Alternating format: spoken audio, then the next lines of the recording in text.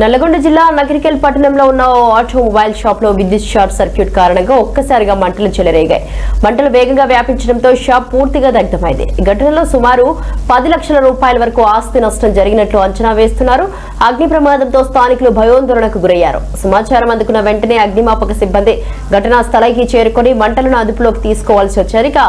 వారి సకాల జోక్యంతో సమీపంలోని ఇతర దుకాణాలకు మంటలు వ్యాపించకుండా నివారించారు. ప్రమాదానికి గల కారణాలపై పోలీసులు మరియు సంబంధిత అధికారులు విచారణ చేపట్టారు. నగరికల్లోని